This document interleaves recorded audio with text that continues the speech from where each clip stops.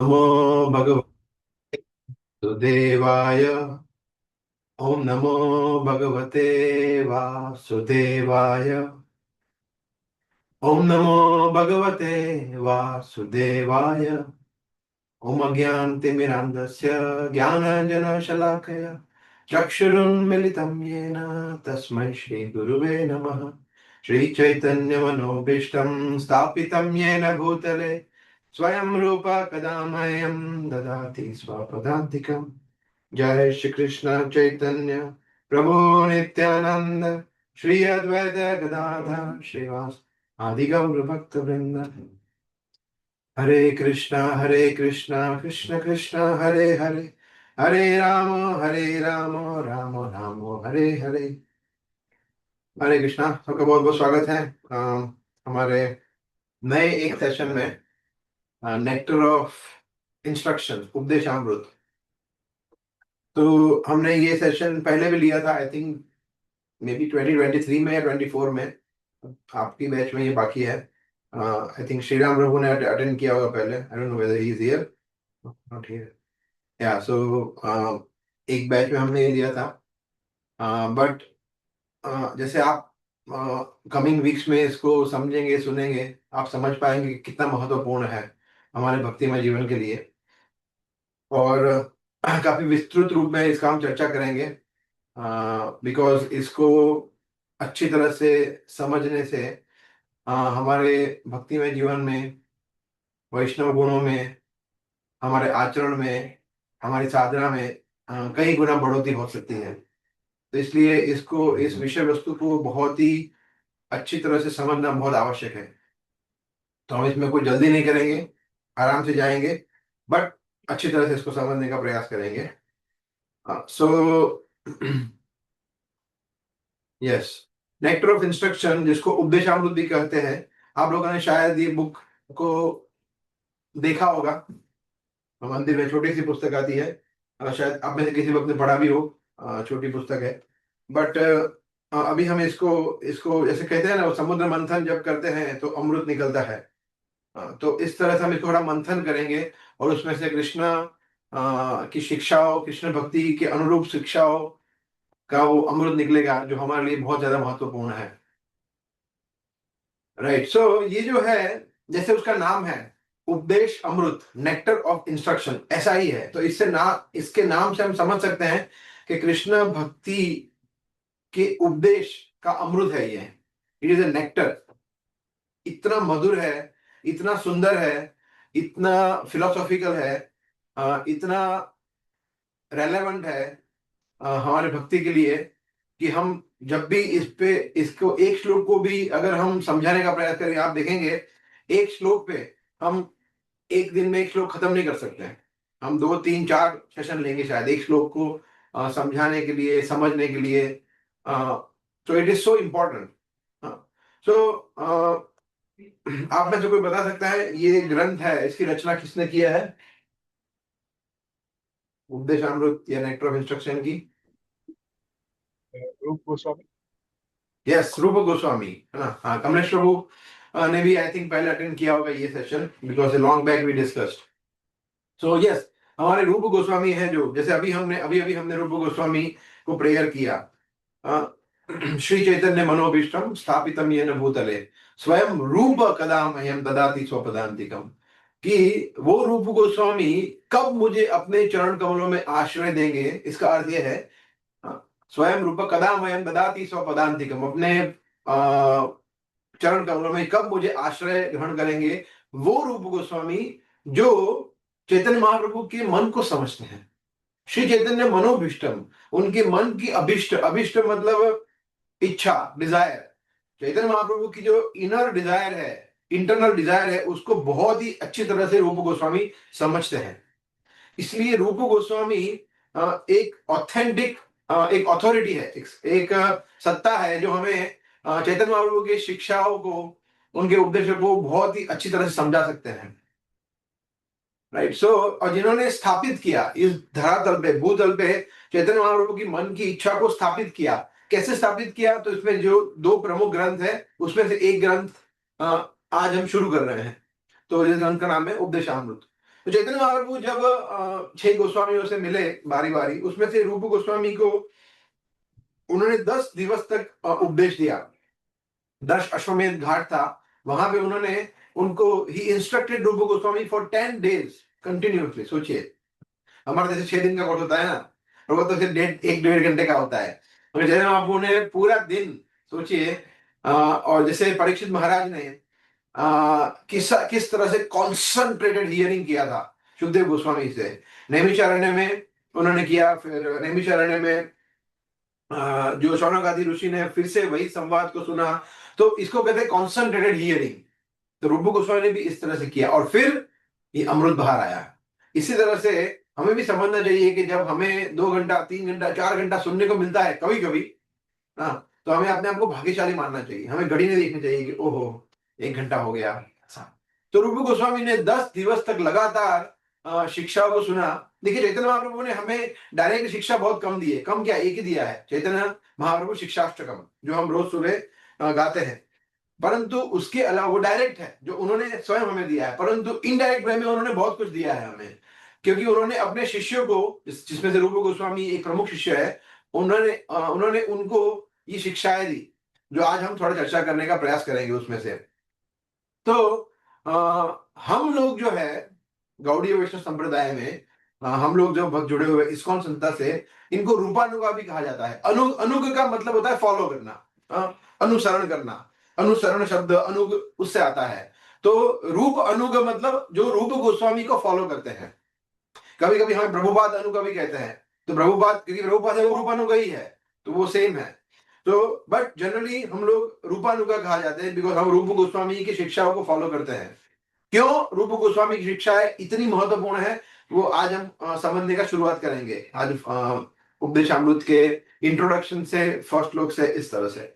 सो रूप गोस्वामी सबसे पहले कौन है, तो आई थिंक बहुत ज्यादा चर्चा नहीं करेंगे इसके ऊपर, बिकॉज हमने 6 गोस्वामियों के ऊपर ऑफलाइन मंदिर में डिटेल में चर्चा किया हुआ है, जिसमें से रूप गोस्वामी, सनातन गोस्वामी, सभी 6 गोस्वामियों का हमने चर्चा किया था। रूप गोस्वामी भी मुझे याद नहीं, आई थिंक 1 या 2 सेशन हुआ होगा शायद, तो उसमें हमने डिटेल में चर्चा किया था कि किस तरह से रूप गोस्वामी जो 8 मंजरियां है उसमें से प्रमुख मंजरी है रूप मंजरी। तो और मंजरी जो है, जैसे हम सब समझते हैं कि राधा रानी की जो अष्ट सखी है, वैसे उनकी अष्ट मंजरी भी होती है।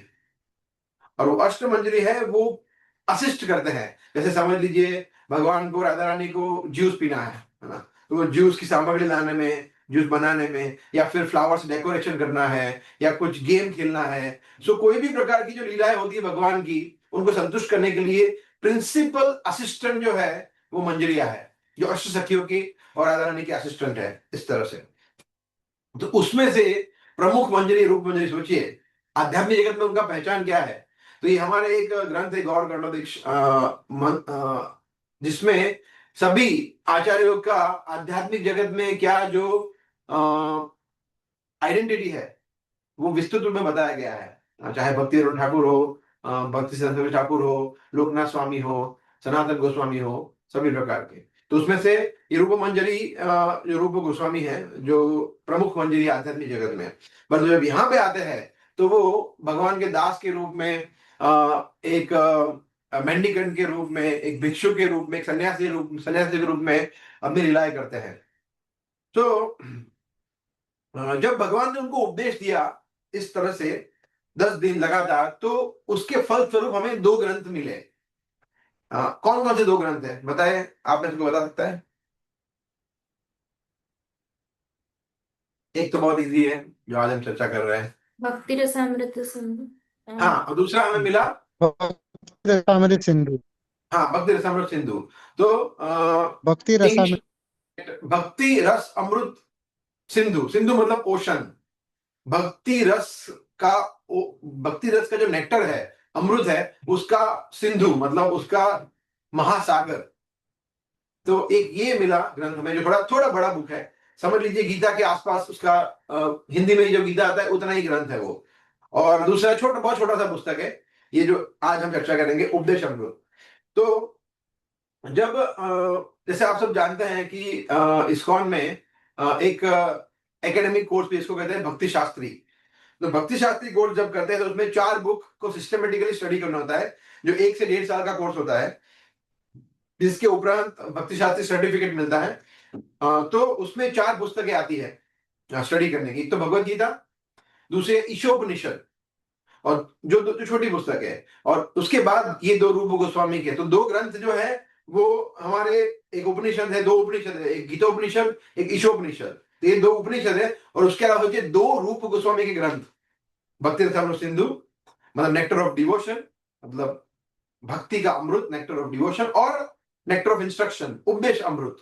तो ये 2 पुस्तक का अभ्यास करते हैं वो एग्जाम में, भक्ति शास्त्री में। तो जो भक्ति रसामृत सिंधु है वो 2 बहुत डिटेल में है, मगर उसमें से काफी सारी शिक्षाएं आप लोग जानते ही है। जैसे भक्ति के 64 अंग, उसमें से 5 प्रमुख अंग, भक्ति में अलग अलग किस तरह से भगवान की सेवा कर सकते हैं। तो इस तरह से देखा जाए तो प्रभुपाद कहते थे कि ये इस्कॉन में कृष्ण भक्ति का लॉ बुक है। जैसे आई डोंट नो आप में से कोई लॉ पढ़ते हैं या नहीं, बट जो इंडियन कॉन्स्टिट्यूशन, उसमें कुछ लॉ होता है ना, या क्रिमिनल लॉ होते हैं, या सिविलियन लॉ होते हैं, या वॉट एवर, अलग अलग नियम होते हैं, कायदे कानून होते हैं, जैसे ट्रैफिक के लॉ होते हैं। तो भक्ति के जो लॉ है, कायदा कानून है, वो भक्ति रसम और सिंधु से हमें मिलता है। तो बहुत ही सुंदर तरीके से उसमें डिटेल में वर्णन किया गया है रूप गोस्वामी ने। तो एक वो पुस्तक है, और उसके अलावा फिर ये पुस्तक है जो जिसके ऊपर आज हम चर्चा करेंगे। तो उपदेशामृत जो है वो स्टार्ट एकदम बेसिक चीजों से होता है। बेसिक चीज से, बेसिक चीज क्या है? गीता में 2nd चैप्टर में अगर हम देखेंगे, जब भगवान आत्मा ज्ञान देते हैं, फिर तुरंत भगवान बताते हैं कि देखो, जैसे भगवान बताते 13वें अध्याय में, देहिनो अस्मिन् यथा देहे, कि हम शरीर नहीं है, हम आत्मा है, और बॉडी चेंज करते हैं। फिर तुरंत भगवान बताते हैं मात्र स्पर्शास्तु काउंते, और इसीलिए सहन करो, इसीलिए टॉलरेट करो, इसीलिए तपस्या करो, इसीलिए संयमित बनो। फिर भगवान बोलते स्थित प्रज्ञ बनो। भगवान बार बार गीता में 2nd चैप्टर में बता रहा है सेंस कंट्रोल, इंद्रिय संयम, हमारे इंद्रियों को काबू में रखना। तो ये बिगिनिंग है ना। जैसे अष्टांग योग, जो योग पद्धति, अष्टांग योग के जो 8 अंग है, उसमें भी शुरुआत तो वहीं से होती है, यम। यम मतलब सेंस कंट्रोल, कि कंट्रोल, सेंसेस को कंट्रोल करना। मगर आजकल के जो योगा सिखाते हैं, ऑफ कोर्स हमको प्रभु जानवी माता जी एक्सेप्शन है, मगर आजकल के जो सो कॉल्ड योगा टीचर है, वो योगा सिखाते हैं, आपको पोस्टर कराएंगे, फिर बाहर जाके सिगरेट पिएंगे। उनको अपनी इंद्रियों पे कंट्रोल नहीं है। तो इस तरह के yoga, it is not part of yoga. Yoga मतलब भगवान से जुड़ना, युज, ऐसा। सो एनीवे, तो इंद्रिय संयम जो है वो सबसे बेसिक एलिमेंट्री चीज है। तो उपदेशामृत में रूप गोस्वामी वहां से शुरू करते हैं, सोचिए आप। और वो अंत कहां पे होता है उपदेशामृत? और Upadeshamrita by the way, Upadeshamrita में, अच्छा आप में से कोई बता सकते हैं कितने श्लोक है उपदेशामृत में? कोई अगर जानता हो तो you can take a guess, और you if you know. 11। Yes, 11 श्लोक है उपदेशामृत में, सिर्फ 11 श्लोक, सोचिए, है ना। गीता में 700 श्लोक है, उपदेशामृत में छोटी पुस्तक, सिर्फ 11 श्लोक। ये 11 श्लोक मतलब तो कुछ नहीं है। सो 11 श्लोक है, मगर परंतु ये खजाना है, उपदेशों का खजाना है, ट्रेजर ऑफ इंस्ट्रक्शंस। तो शुरुआत होती है, और 11 श्लोक में सोचिए, 11 श्लोक में शुरुआत होती है इंद्रिय संयम से, और कल्मिनेट कहां पे होती है, उसकी चरम बिंदु कहां पे है? श्री श्री राधा कृष्ण के प्रेम पर, जो कि अल्टीमेट हमारा गोल है, लक्ष्य है। राधा कुंड, जो कि संसार का सबसे सर्वश्रेष्ठ स्थान है। क्यों सर्वश्रेष्ठ स्थान है, किस तरह से, वहां पे बताते हैं। और तो सोचिए आप, 11, सिर्फ 11 श्लोकों में रूप गोस्वामी ने सब कुछ कवर कर लिया है। That is the beauty of our scripture, that is the beauty of our acharya, that is the beauty of our this Sanskrit language.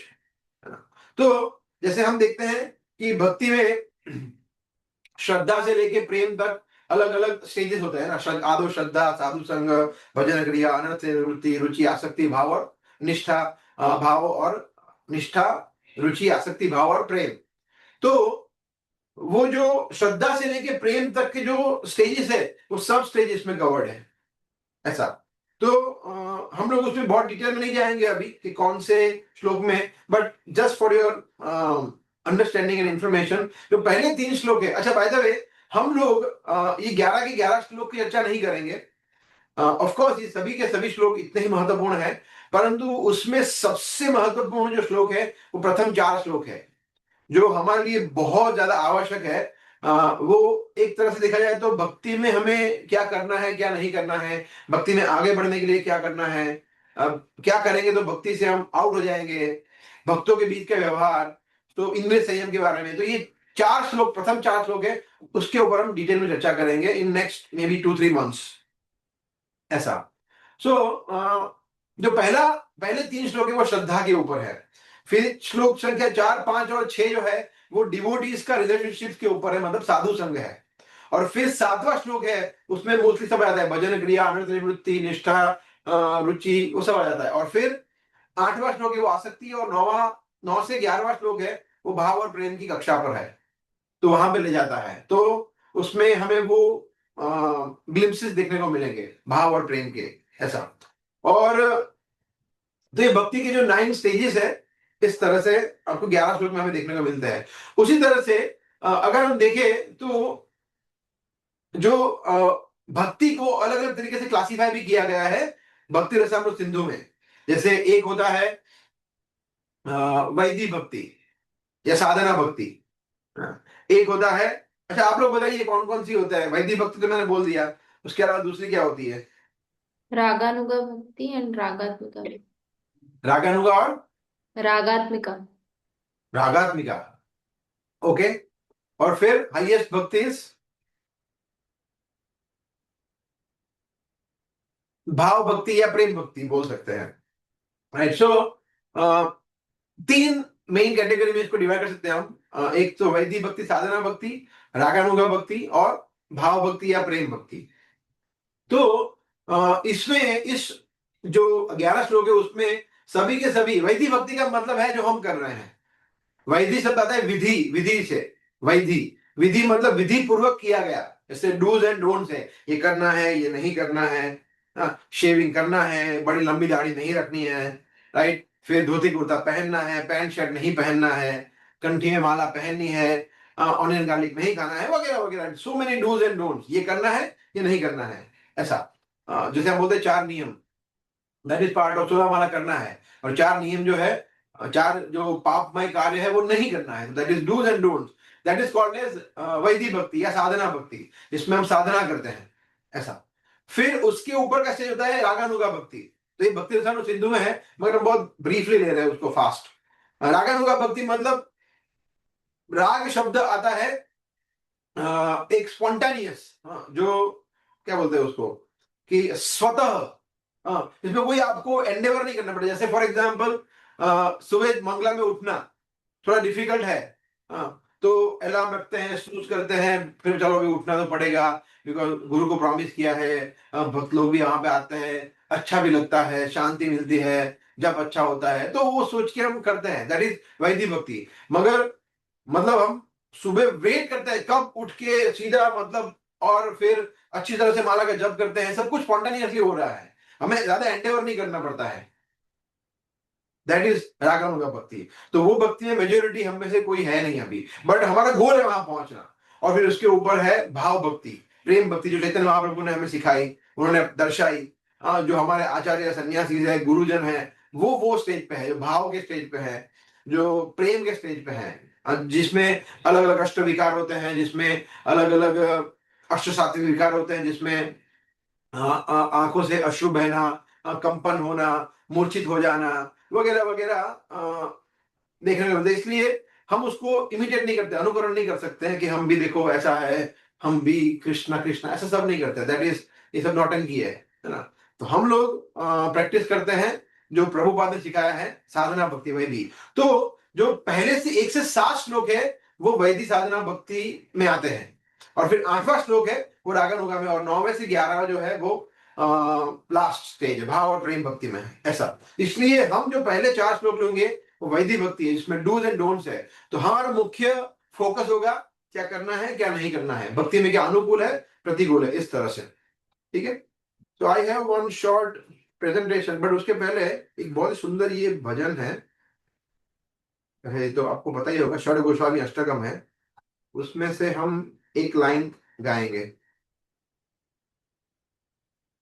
या तो ये षड गोस्वामी अष्टकम है, कृष्ण कीर्तन नाम गर्तन परो, ये आप लोगों ने सुना होगा, प्रभुपाद को अत्यंत प्रिय भजन था ये। जो हमारे जो षड गोस्वामी है, 6 गोस्वामी है, उनके ग्लोरिफिकेशन में ये 8 अष्टकम है, 8 वर्सेस है, जिसको बहुत ही सुंदर तरीके से वर्णन किया है, जिसमें से ये जो है सेकंड पार्ट, ये बहुत हमारे रेलेवेंट है। तो I was thinking to sing this. So इसमें कहा गया है, नाना शास्त्र विचारणैक निपुणो सद्धर्म संस्थापको लोकानां हितकारिणो त्रिभुवने मन्यो शरण्याकरो राधा कृष्ण पदारविंद भजना नंदेन मत्तालिको वंदे रूप सनातनो रघुयुगो श्रीजीव गोपाल को। यहां बताया गया है, नाना शास्त्र विचारणैक निपुणो। नाना मतलब अनेक, शास्त्र, शास्त्र, इन्होंने इतने सारे शास्त्रों की, विविध शास्त्रों की रचना की। तो उसमें से रूप गोस्वामी के ये 2 मुख्य शास्त्र है, और उसमें निपुण थे, फर्स्ट क्लास एक्सपर्ट थे। और वो क्यों रचना की? सद्धर्म की संस्थापना करने के लिए, सनातन धर्म की, भक्तिमय धर्म की, हरिनाम संकीर्तन यज्ञ की स्थापना करने के लिए उन्होंने ये शास्त्र की रचना की। और लोकानाम हितकारण, जिससे अनेक लोगों का कल्याण हो, हितकारिण हो, हित करने के लिए। और वो इसी वजह से उनको त्रिभुवन में, तीनों लोकों में लोग उनको पूछते हैं, षड गोस्वामी को, और उनकी शरण लेते हैं, ऐसा। और हमेशा वो राधा कृष्ण के चरण कमलों में भजन करने में, उनका पूजा करने में, आराधना करने में वो मत्त रहते थे, पागल रहते थे, प्रमत्त रहते थे। ऐसे स्वरूप सनातन और सभी षड गोस्वामी वृंद को मैं प्रणाम करता हूं। तो ये बहुत ही महत्वपूर्ण है कि रूप गोस्वामी के कंट्रीब्यूशन को हम एक्नॉलेज करें कि उन्होंने हमें क्या खजाना दिया है।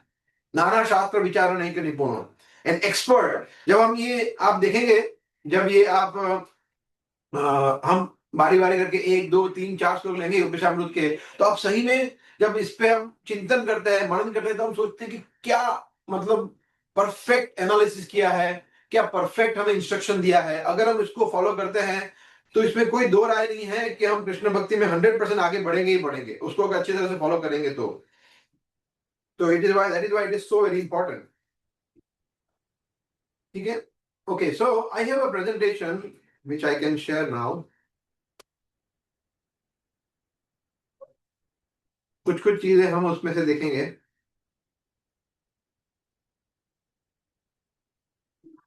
ओके, तो ये उपनिषद का ओवरव्यू है, जिसमें जैसे आपको दिख रहा है 11 श्लोक है, राइट। और 11 श्लोक में क्या क्या वन वन लाइन में बताया गया है कि क्या क्या चीजें हम डिस्कस करेंगे। हालांकि हम, जैसे मैंने बताया, हम 4 श्लोक डिस्कस करेंगे। तो पहला श्लोक है जिसमें हमने जैसे चर्चा किया ना, यम, इंद्रियों को, मन को नियंत्रण में कैसे रखना है, उसके ऊपर फोकस किया है, जो आज हम थोड़ा शुरुआत करेंगे। सेकंड है कि जो ऐसी कौन सी चीजें हैं, वस्तुएं हैं जो कृष्ण भक्ति में प्रतिकूल है, जो हमें नहीं करनी है। जैसे हम जानते हैं कि प्रजल्प नहीं करना है, या फिर अभक्तों का संग नहीं करना है, वगैरह वगैरह, मांसाहार नहीं करना है। तो उसको एक सिद्धांत के रूप में समझेंगे कि ये चीज 6 चीज करेंगे तो भक्ति गई काम से। उसके बाद तुरंत बता रहे हैं भक्ति प्रसिद्ध थी, कि भक्ति बढ़ेगी कैसे ये 6 चीज करने से। तो ये करना है, ये नहीं करना है, अगेन डूज डोंट्स, एंड उसके बाद डूज, ऐसा। और फिर जब 2 भक्त मिलते हैं आपस में, श्री राम प्रभु, कमलेश प्रभु, हरेंद्र प्रभु, नितिन प्रभु, 2 भक्त मिलते हैं तो किस तरह का व्यवहार होना चाहिए 2 भक्तों के बीच में। तो बहुत प्रैक्टिकल है ना, हम समझ सकते हैं कि हाँ, यही तो हमें सीखना है कि 2 भक्तों के बीच में क्या करना है, क्या नहीं करना है। तो ये सब कुछ यहाँ पे डिटेल में हम चर्चा करेंगे इन नेक्स्ट फ्यू वीक्स। और फिर अगेन टेक्स्ट 5, जो मैंने देखा ना, टेक्स्ट 4 5 6, 4 5 6 जो है वो क्या है, आदो श्रद्धा साधु संघ है, साधु संघ के ऊपर है वो। ठीक है, और पहला 4 है वो श्रद्धा के ऊपर है, ऐसा। तो साधु संघ में 5 6 सात है, जिसमें भक्तों के बीच में डीलिंग्स, और क्या करना है, क्या नहीं करना है। और फिर 7वां जो है वो भजन क्रिया, अनर्थ निवृत्ति, सब कुछ होता है होली नाम से। तो भगवान की हरि नाम की महिमा के ऊपर फोकस है। एंड टेक्स्ट 8 इज आसक्ति भाव, आसक्ति के ऊपर है कि कृष्ण के नाम गुण लीला पे कैसे हम कॉन्टेम्पलेट करें। और फिर then the last 3 shloka 9, 10 and 11 इसमें भाव और प्रेम की कक्षा पर है, जिसमें किस तरह से भगवान और राधा रानी के चरण कमलों पर हमारी आसक्ति बढ़े, प्रेम बढ़े। और राधा कुंड की महिमा बताया गया है, राधा कुंड में निवास की महिमा, मतलब धामवास के निवास की महिमा बताई है इस तरह से। So that is the overview of 11 shlokas, है ना। ठीक है, तो इसको हम एक और हमारा वैष्णव भजन है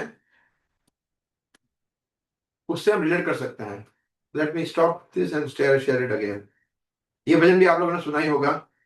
ओ हे वैष्णव ठाकुर दयार सागर ए दासे करुणा कोरी। इसमें ये जो है ना दूसरा, मैं जूम करता हूं। क्षय बेगदोमी क्षय दोष शोधी क्षय गुण देहो दासे क्षय सत्संग देहो हमारे बोसे छी संगेर आशे।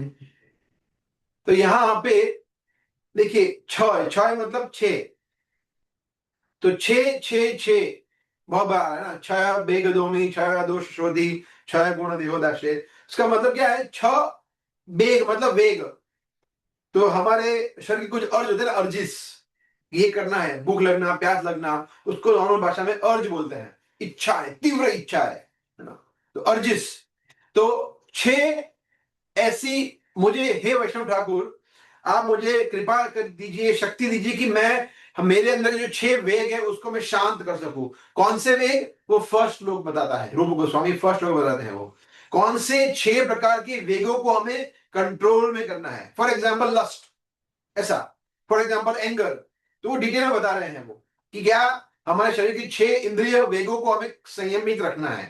तो ये फर्स्ट श्लोक है, उसी से ये पूरा भजन है, उपदेशामृत में से ये लिया हुआ है। फिर है क्षय दोष शोधी। दोष मतलब ऐसी कौन सी दोष है, कौन सी चीजें हैं 6 जिससे मेरा भक्ति में पतन हो सकता है, तो वो दोष मैं ढूंढूं और उस पर मैं वर्क करूं।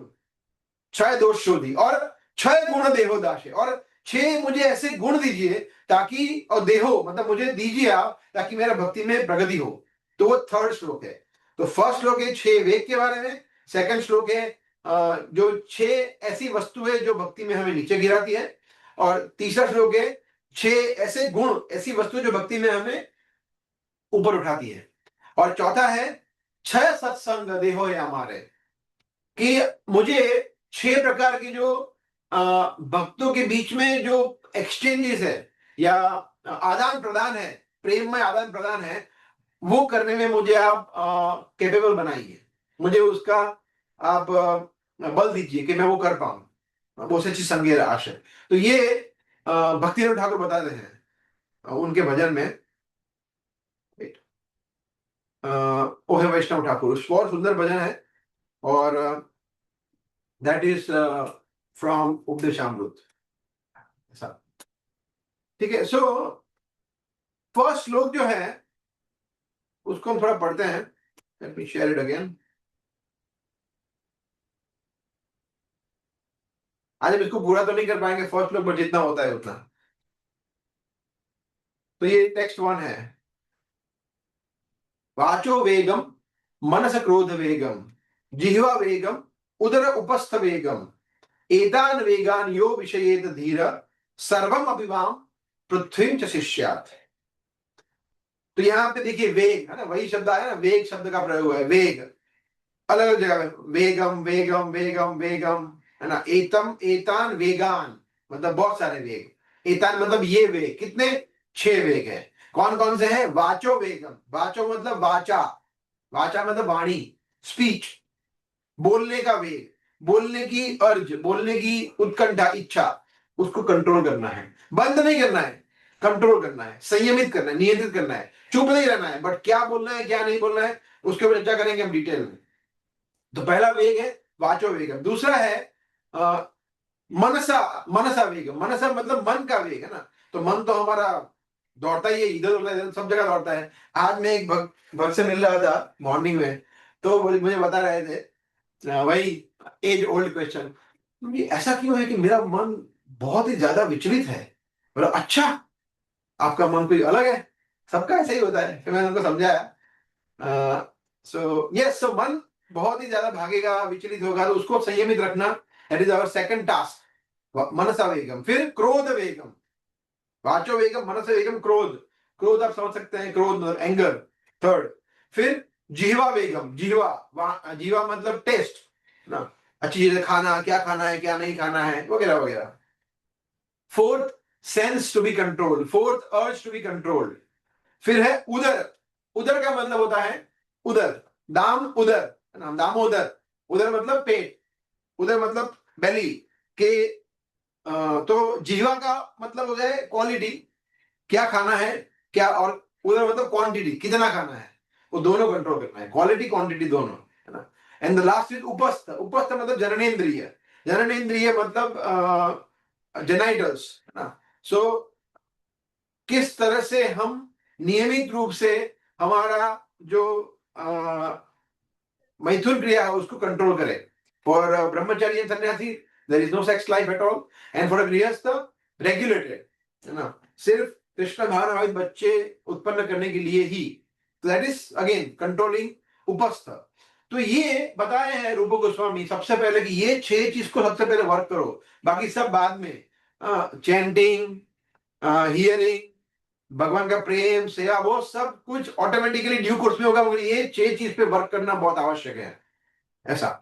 और फिर बता रहे हैं जो व्यक्ति ये 6 चीज कर पाएगा वो एतान वेगान, विषयेत, विषयेत मतलब जो कंट्रोल कर पाता है, धीर, धीर पुरुष, है ना। कृष्ण कहता है ना, धीर सत्र न मुह्यति, ये धीर मतलब सोबर, स्टेडी, कि जो व्यक्ति शांत है, धीर है, गंभीर है, सीरियस है, सिंसियर है भक्ति में आगे बढ़ने के लिए, वो इसको कंट्रोल करने का प्रयास करेगा। वरना बाकी के लोग तो फिर ठीक है, अभी क्या फर्क पड़ता है, क्या खा लिया, क्या बोल दिया, क्रोध किया नहीं किया, मन इधर उधर भागे, कोई प्रॉब्लम नहीं है। तो वो व्यक्ति धीर नहीं है। मगर जो धीर व्यक्ति को कंट्रोल कर पाएगा वो सर्वम अभिमान पृथ्वी में, वो पूरे पृथ्वी में, पूरे सभी जगह पे वो अपने शिष्य बना सकता है, वो गुरु बन सकता है। मतलब गुरु मतलब सोचिए आप, सबसे हाईएस्ट एक्सॉल्टेड पद है। तो हमें ये सब इसलिए नहीं करना कि हमें गुरु बनना है, हमें इसलिए करना है क्योंकि हमारे आचार्य बता रहे हैं। फिर गुरु बनना नहीं बनना वो अलग बात है। गुरु जो बनते हैं वो गुरु कृष्ण और उनके प्रतिनिधियों की आज्ञा से बनते हैं। आमान आज्ञा है गुरु है, गुरु कोई बन नहीं जाते, बनाए जाते हैं। तो गुरु का सेवा होता है ना। तो कोई भी ऑथोरिटी बोलती है, ऑथोरिटी के ठीक है अभी आप गुरु का सेवा करिए, तब तो वो अलग बात है। बट द पॉइंट इज कि गुरु बनने के लिए ये 6 चीज बहुत इंपॉर्टेंट है। और गुरु बने कि नहीं बने, एक अच्छा भक्त बनने के लिए, अच्छा वैष्णव बनने के लिए 6 चीज को कंट्रोल करना इज सो वेरी इंपॉर्टेंट। तो इस तरह से हम इसको देखते हैं। या सो जैसे हमने देखा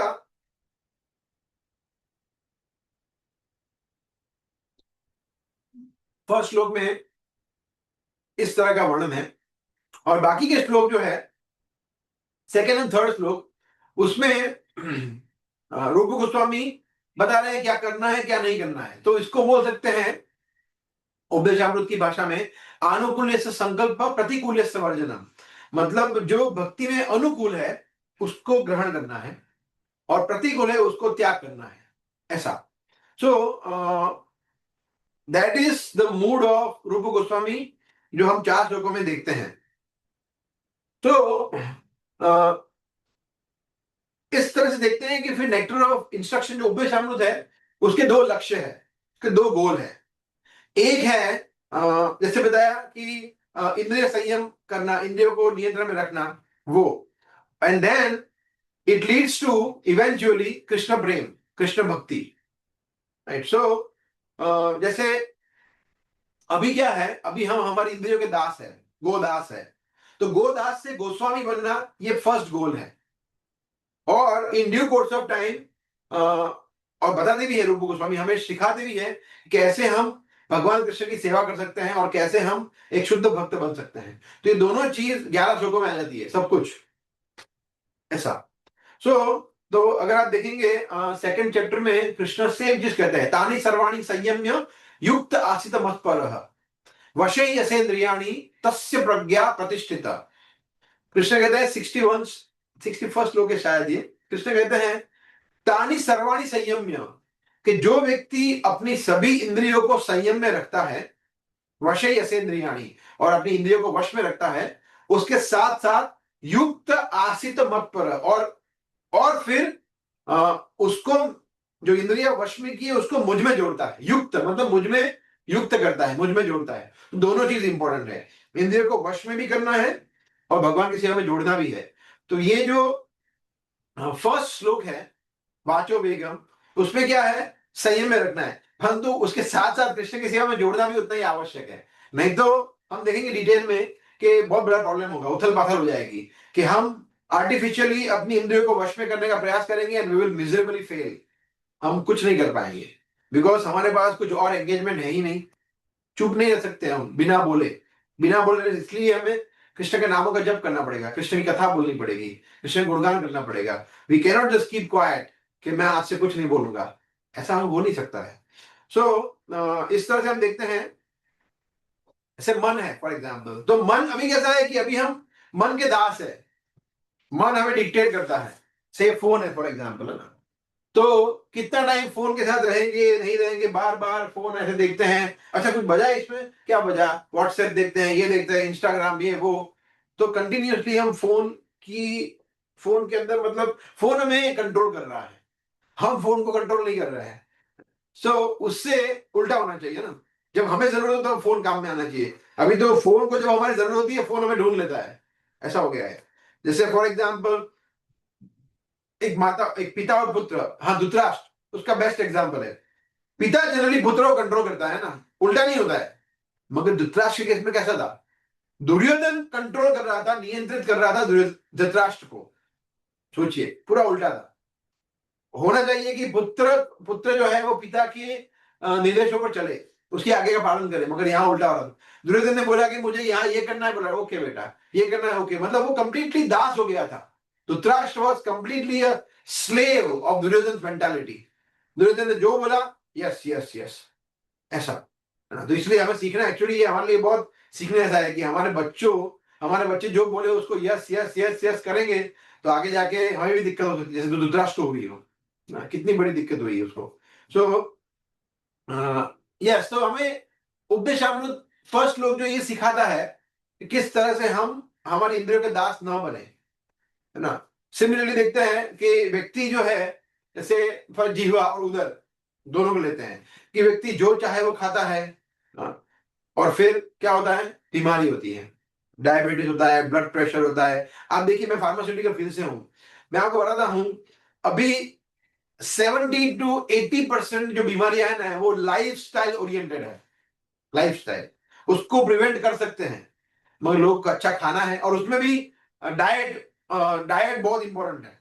डाइट और लाइफस्टाइल दोनों, लोगों को आलसी हो गए हैं और लोगों को कुछ भी खाना है। इंद्रिय मतलब अपने जीवा पे और उधर पे नियंत्रण नहीं है, उनके कंप्लीट दास हो गई, इसलिए ओबेसिटी, है ना। अभी देखिए एक बहुत बड़ी ड्रग आने वाली है, पेटेंट उसकी एक्सपायर हो रही है, सीमाग्लोटाइड, है ना। वो आएगी ना भारत में, 5 से 10 हजार करोड़ का बिजनेस है उसका, इतना बड़ा मार्केट है। अभी वो उसकी पेटेंट एक्सपायर हो रही है 2026 में, फार्मा में।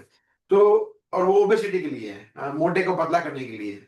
So that will be like huge. और लोगों को वो दवाई लेने में प्रॉब्लम नहीं है, मगर नहीं, इंद्रियों को कंट्रोल नहीं कर सकते। तो अभी सिचुएशन ये है कि people are becoming slave of their senses. तो गोदास से गोस्वामी कैसे बनना है, वो रूप गोस्वामी हम बताते हैं फर्स्ट श्लोक में। दूसरा उदाहरण प्रभुपाद देते थे, प्रभुपाद एक मछली का, जैसे मछली क्या होती है, मछली को प्रभु कहते थे कि मछली को समुद्र में खाने के लिए पर्याप्त वस्तुएं है, उसको खाने के लिए बहुत सारी चीजें हैं। फिर भी जब वो मछुआरा वो हुक डालता है जिसमें कुछ खाने की चीज टिंगी हुई होती है, तो मछली उसको उसको लोभ होता है कि यार ये कुछ नया आ रहा है, तो ऊपर जाती है धीरे धीरे धीरे, और जैसे ही वो खाने के लिए प्रयास करती है फंस जाती है, और वो हुक में फंस जाती है और फिर गई। तो ये लोभ है। जो मछली है वो संतुष्ट नहीं है उसको जो मिल रहा है उससे, तो वो अगेन ये सबके लिए लागू होता है, हमारे भी ऐसे इतना ही लागू है ये। तो उपदेशामृत जो है वो हमारा एटीट्यूड बिल्ड करता है, हमारा वलन, एक रवैया, एक वृत्ति बिल्ड करता है, किस तरह से हम चीजों को लेते हैं, इंद्र विशेष करके अपनी इंद्रियों को।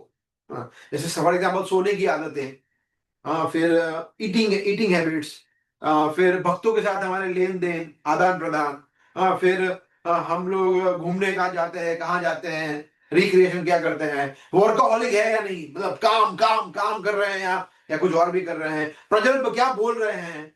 तो ये सब कुछ रेगुलेट हो सकता है ये सिर्फ फर्स्ट श्लोक पे कॉन्टेम्पलेट करने से। इतना महत्वपूर्ण है ये फर्स्ट श्लोक, वाचो वेगम।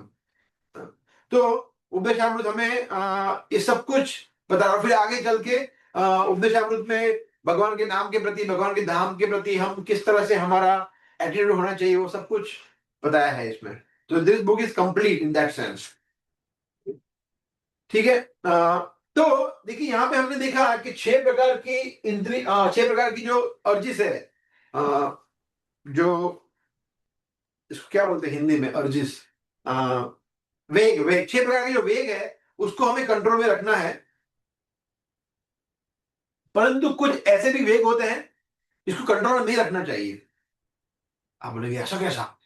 यस, जैसे फॉर एग्जाम्पल वॉशरूम आई है ना, यूरिन या स्टूल पास करना है, तो उसको कंट्रोल में नहीं रखना चाहिए, उसको कंट्रोल नहीं करना चाहिए, उसको तुरंत, क्योंकि हमारे बॉडी के टॉक्सिन है, उसको तुरंत निकाल देना चाहिए, है ना। आपको पता है many many many prostate related बीमारी जो होती है, कैंसर, वो इसलिए होता है कि व्यक्ति यूरिन को होल्ड करता है घंटों घंटों तक, बोला नहीं इतना काम कर लेता हूं, इतना ये कर लेता हूं, ऐसा नहीं करना चाहिए, it's very dangerous for our health.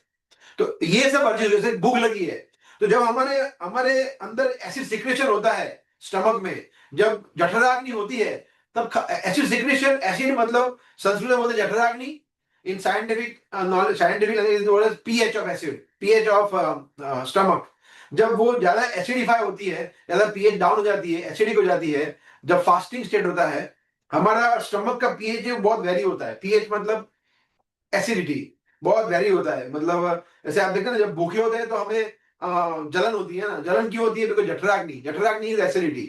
तो वो एसिड बहुत ज्यादा हो जाता है ना, तब तब तुरंत खा लेना चाहिए, भूखा नहीं रहना चाहिए। इसलिए जो लोग कफ वात पित्त, जो हमारा आयुर्वेद कहता है कि जिसकी प्रवृत्ति जो होती है, जिसकी प्रवृत्ति पित्त की होती है, पित्त की मतलब एसिड होता है सिक्रेशन, उसको निर्जला वो सब नहीं करना चाहिए, उसको फिर कुछ खा के करना चाहिए एकादशी का व्रत, राइट, क्योंकि उसका फिर हेल्थ खराब होगा, बीमार होगा, ऐसा।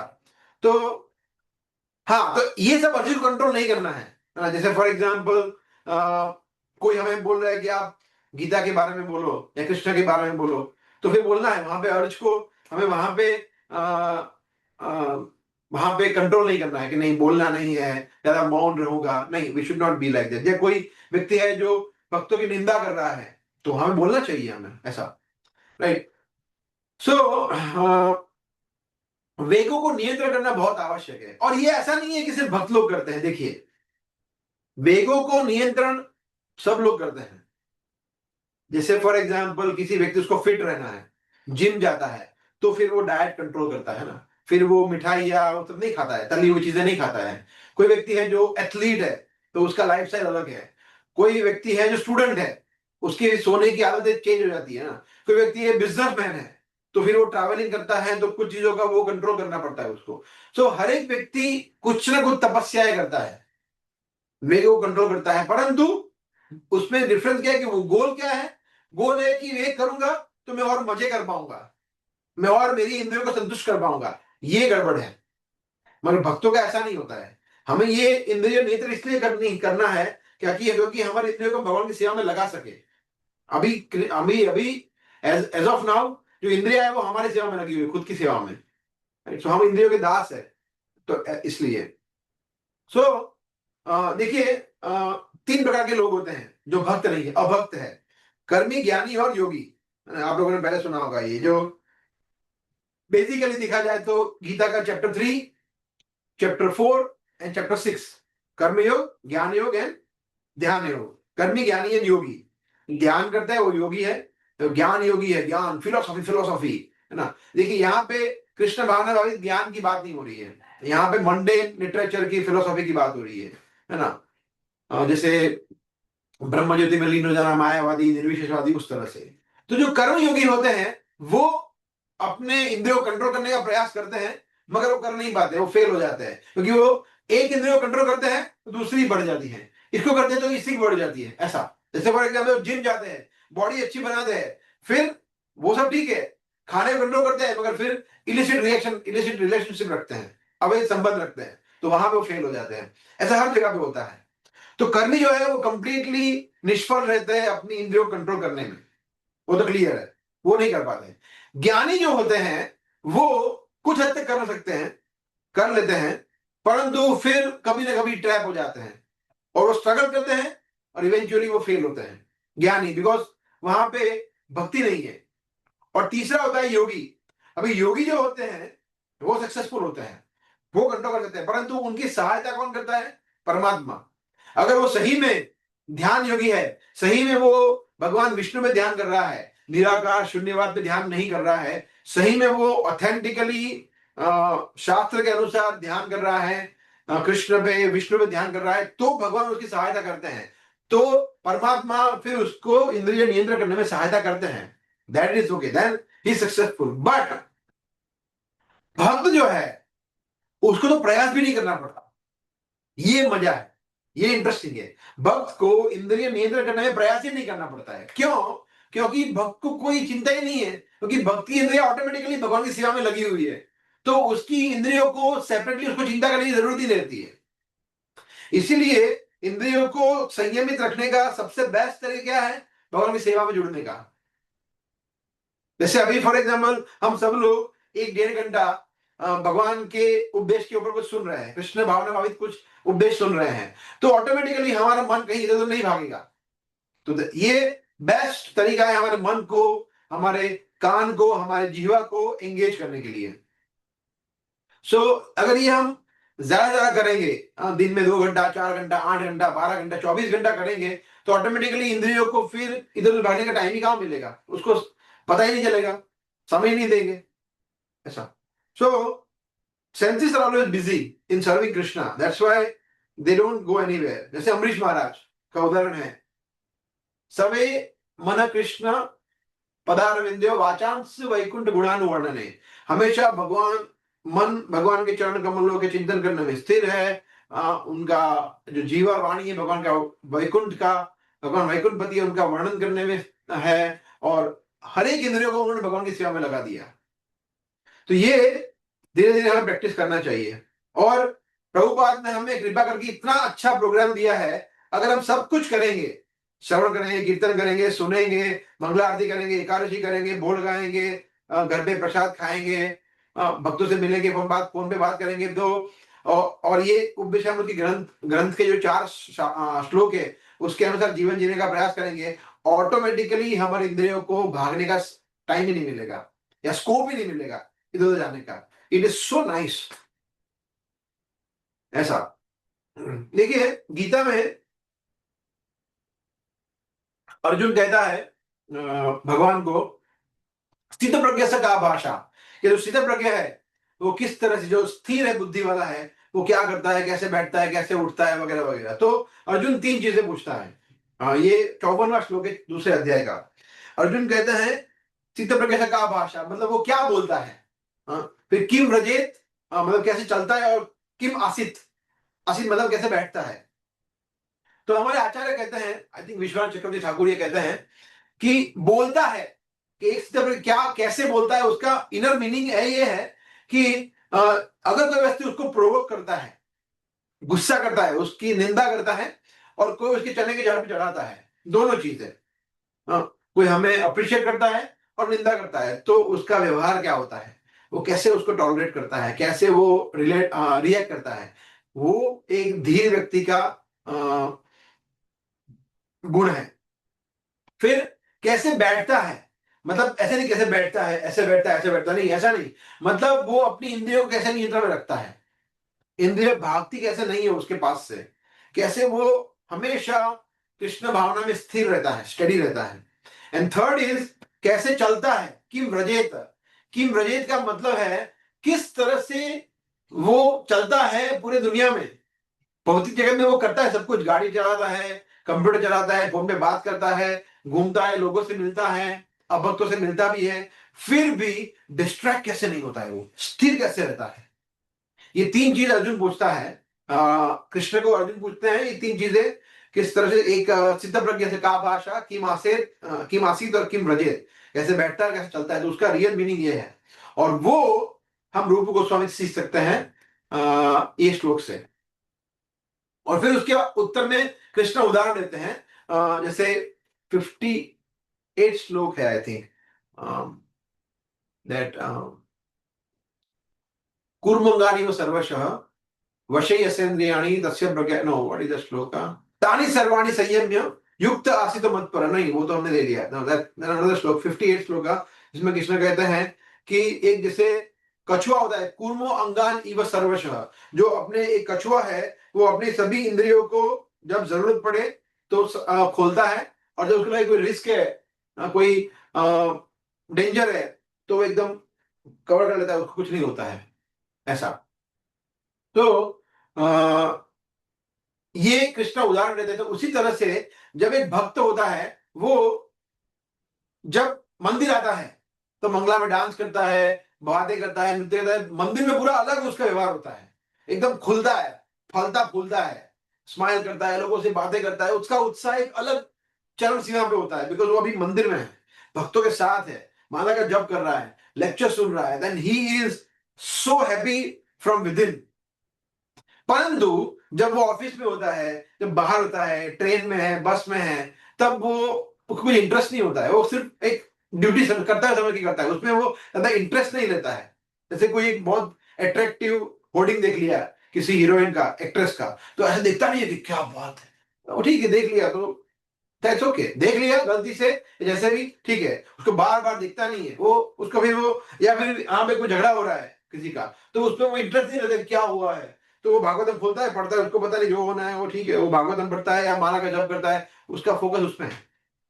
तो ये कब हो पाएगा, जब हम ये फर्स्ट श्लोक को अपने जीवन में उतारने का प्रयास करेंगे रूप गोस्वामी के, ये ऐसा है ना।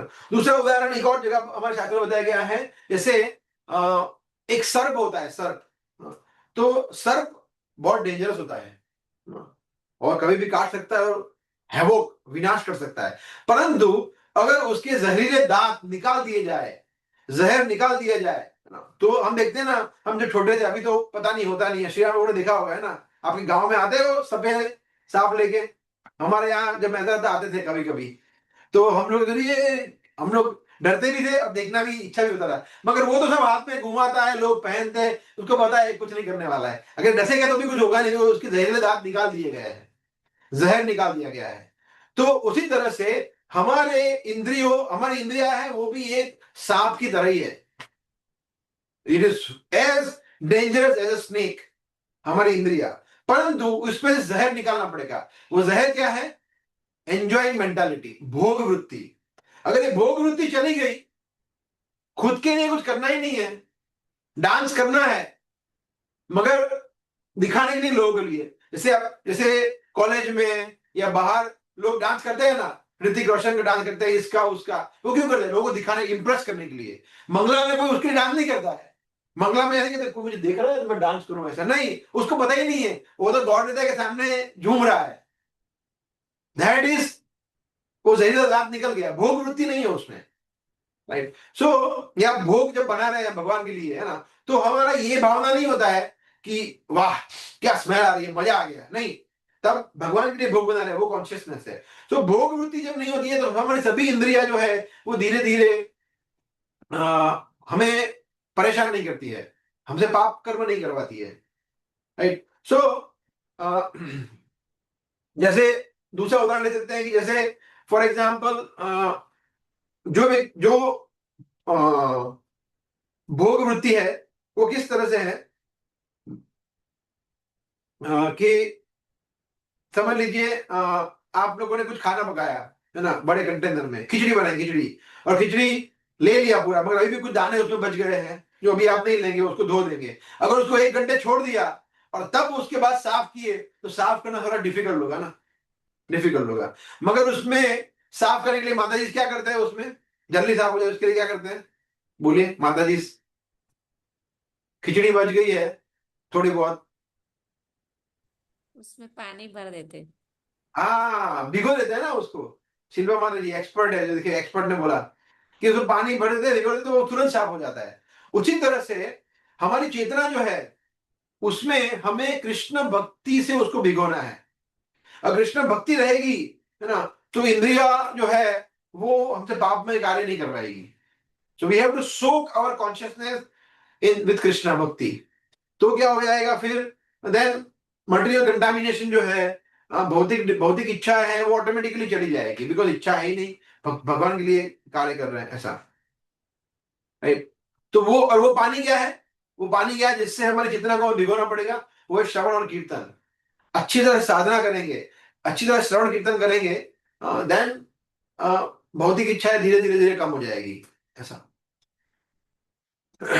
इससे बताया गया है भागवतम का फर्स्ट कैंटो जो कहते हैं कामस्य नेन्द्रिय प्रीतिर लाभो जीवे द्यावता जीवस्तत्व जिज्ञासा नार्थो यश्चेह कर्म भी, कि बताया गया कि हमारा जो लाइफ का गोल है वो न अर्थो यश्चेह कर्म भी, कर्म करना नहीं है खुद के लिए, और डिजायर क्या होना चाहिए, तत्व जिज्ञासा, कि अथा तो ब्रह्मास्मि, या अल्टीमेट गोल कौन है, कृष्ण कौन है, दैट शुड बी अवर गोल।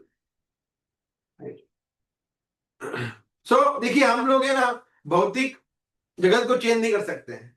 मतलब यहाँ पे बहुत अट्रैक्शन है अहमदाबाद में, मैं या अमेरिका में बहुत अट्रैक्शन है, माया बहुत है। मैं काम करता हूँ गांव में चला जाता हूँ, नहीं गांव में भी ऐसे ही रहेगा, सब जगह सेम है, कौवे सब जगह काले ही होते हैं। तो हम जो भौतिक जगत के अट्रैक्शन है, प्रलोभन है, उसको चेंज नहीं कर सकते, हम अपने आप को चेंज कर सकते हैं, हमारी चेतना को चेंज कर सकते हैं। तो वो तो सब वैसे के वैसे ही रहने वाला है, but we should work on our self, not on external things but internal things ऐसा। ठीक है, so we have few more slides.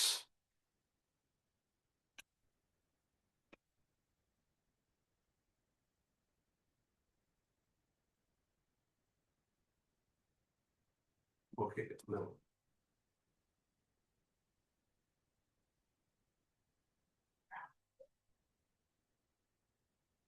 या सो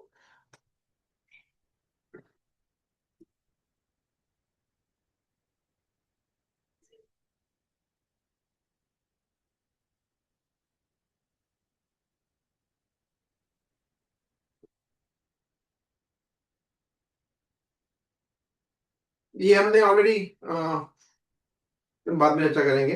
पहले हम देखते हैं कि देखिए क्यों होता है, why why we are suffering. तो देखिए हम देखते हैं कि भौतिक जगत में कोई अच्छा, कोई सुंदर है, कोई सुंदर नहीं है, कोई धनी है, कोई धनी नहीं है, कोई स्ट्रांग, कोई वीक, कोई हेल्दी है, कोई डिसीज्ड है। तो ये ऐसा क्यों हो रहा है, because of sinful reactions. This is very clear, ये हमने journey of self discovery course में भी देखा था ना। सिंफुल रिएक्शन, पापमय कार्य के कारण ये सब होता है।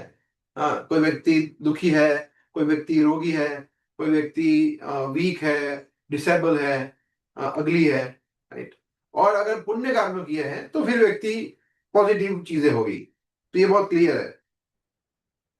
तो हमारे जो हमारे सफरिंग है उसका मूल कारण है हमने जो पाप कर्म किए हैं वो। तो हम क्या करेंगे, अभी थोड़ा 15 मिनट चर्चा करेंगे एंड देन विल स्टॉप पापमय कार्य के ऊपर, और जो हमारा, और इसको समझना बहुत जरूरी है, टेक्निकल टर्म्स है ना, जो कि मोस्टली सब आता है नेक्टर ऑफ डिवोशन से, भक्ति रसायन सिंधु से हमने सब लिया हुआ है ये, रूप गोस्वामी से।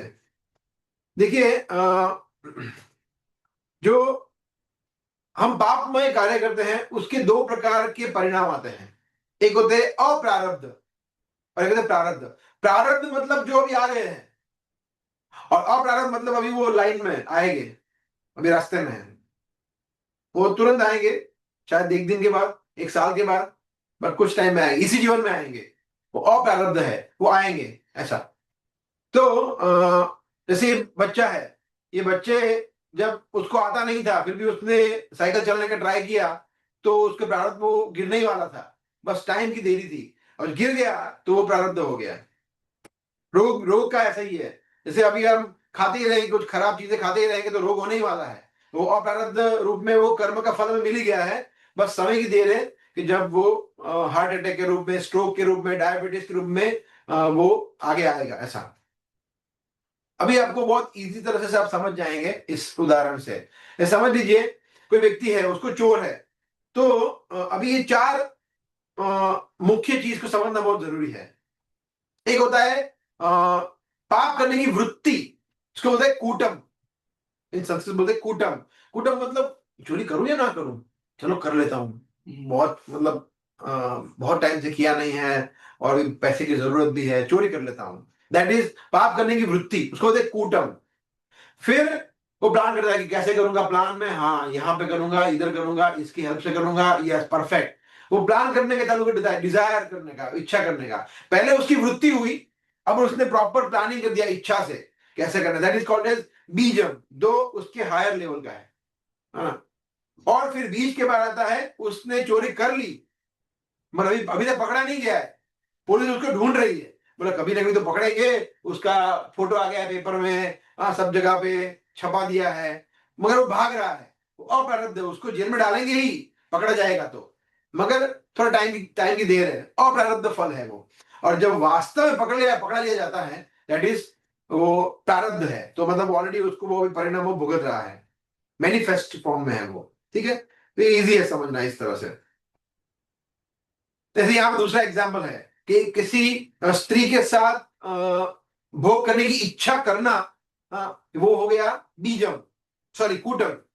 फिर इस तरह से मैं करूंगा, इस तरह से उसको प्रपोज करूंगा, अच्छा वहां पे हम वहां जाएंगे वगैरह, प्लानिंग करना, वो हो गया बीजम, डिजायर। फिर उसके बाद एक्चुअली रिलेशनशिप रखना, राइट, वो हो गया अपारग, मतलब उसके बाद उसको बाप का भागीदार बनेगा ही बनेगा वो। और फिर उसके बाद जब उसके कुछ भी उसके लाइफ में होता है, लाइफ में, मैरिड लाइफ में कुछ गड़बड़ होता है या कुछ रोग होता है वगैरह वगैरह, that is the actual result of this sinful activity. ठीक है। अच्छा, अभी ये पापम में कैसा है, इसमें एक इंटरेस्टिंग एलिमेंट है। जब पाप व्यक्ति करता है तो सबसे पहले अप्रारब्ध आता है, उसको परिणाम कैसे मिलता है, सबसे पहले परिणाम मिलता है अप्रारब्ध फॉर्म में, जो अभी मिलने वाला है उसका यमराज ने लिख दिया, अच्छा इसने ये किया है, चलो इसको ये हो जाएगा, साइड में रख दो, ये समय आने पर उसको वो फल मिलेगा। तो उसके खाते में वो जमा हो गया, अभी चेक जमा करा दिया है, क्लियर नहीं हुआ है, चेक आ गया है, क्लियर होना बाकी है ऐसा, तो वो क्या अप्रारब्ध। उसके बाद क्या होता है, प्रारब्ध फलोन्मुखम, मतलब अभी वो मैनिफेस्ट हो गया है फल स्वरूप में, प्रारब्ध रूप में। परंतु जब अप्रारब्ध रूप में उसने कार्य कर लिया, उसके साथ साथ एक और चीज होती है, वो वापिस फिर से वो पाप करने की इच्छा वृत्ति हो जाती है, वृत्ति, वो है कूटम। ये बहुत खराब चीज है, ग्लानि नहीं होती है उसको, एक बार पाप कर्म किया उसने तो वो टेंडेंसी बढ़ती जाएगी, that is the biggest problem with sinful activity. और फिर वो वापस सेम साइकिल में फंस जाएगा, बीजम, और फिर वो वापस उल्टा जाके पापम, पाप करेगा और फिर उसका परिणाम आएगा। तो कूटम, फिर बीजम, फिर एक्चुअल सिंफुल एक्टिविटी, तो 5 स्टेज है। अभी इसके बाद की स्लाइड में देंगे एनीवे। तो ये इस तरह से वो मैनिफेस्ट होता है। हाँ, तो एनीवे, तो यहाँ पे 5 स्टेज है ना। सबसे पहले क्या है कि इच्छा करना, सॉरी वृत्ति, फिर इच्छा करना, फिर पाप करना, फिर पाप का परिणाम ऑलमोस्ट मिलना, और फिर पाप का परिणाम एक्चुअल मिलना। तो ये 5 स्टेज है। मगर ये पाप करने के बाद, पाप कर्म कर दिया तो वापिस फंस जाएंगे वृत्ति पे, वृत्ति बढ़ती जाएगी और पाप कर्म बढ़ते ही जाएंगे, वो ग्रीड बढ़ती जाएगी, चाहे धन का हो, स्त्री का हो, मांसाहार का हो, चाहे वो नशे का हो, कोई भी हो, वो बढ़ता ही जाएगा। That is the problem, right. तो इसीलिए क्या क्या करना क्या चाहिए हमें फिर,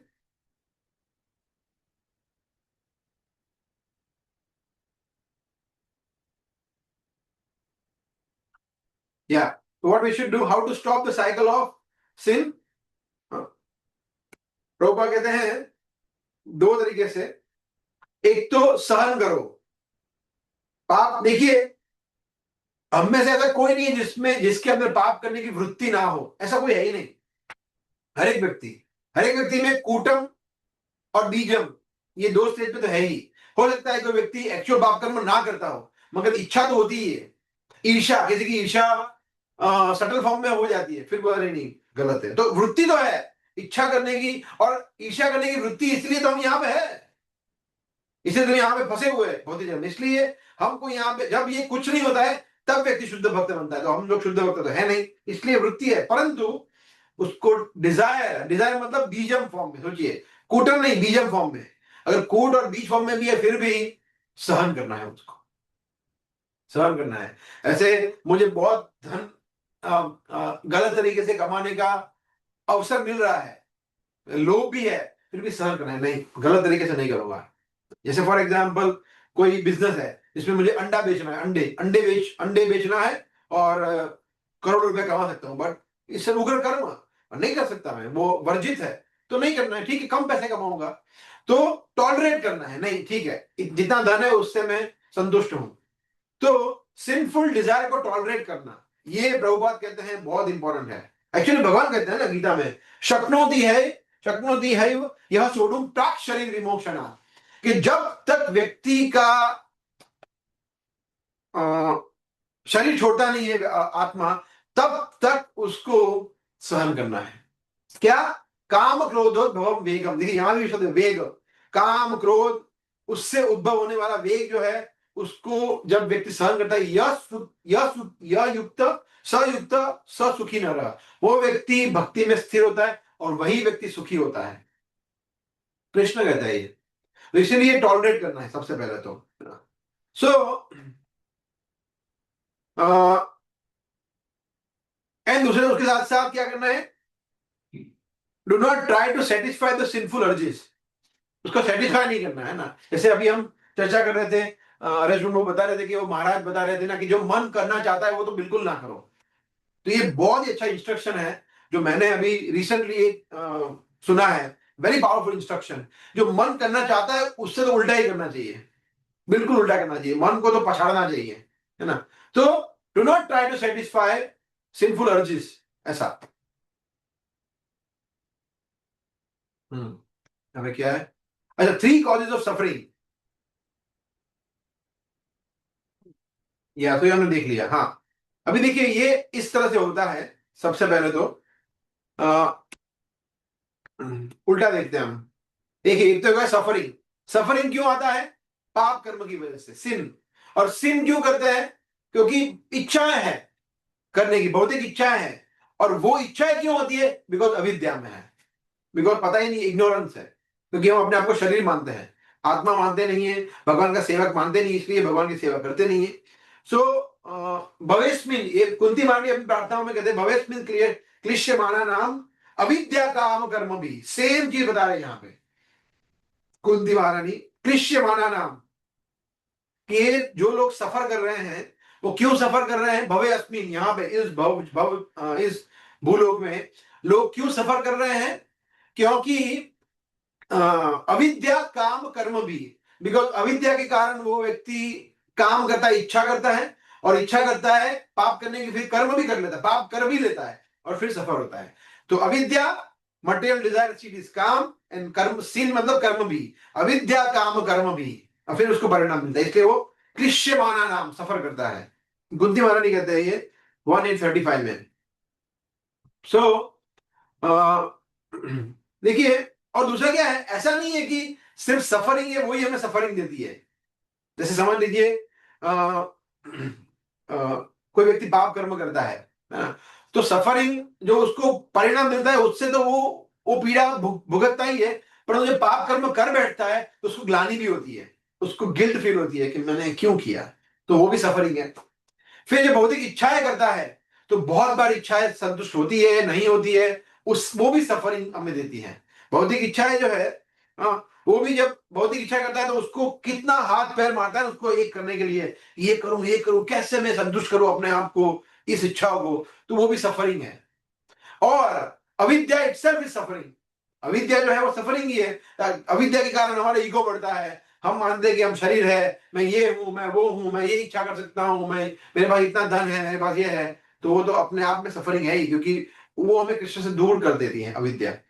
तो ये ऐसा नहीं है कि सिर्फ पाप कर्म के परिणाम से ही हमें पीड़ा मिलती है। हमें अविद्या से, भौतिक इच्छाओं करने से और पाप कर्म करने से, चारों चीजों से हम शुरुआत से लेके अंत तक हम दुखी होते हैं।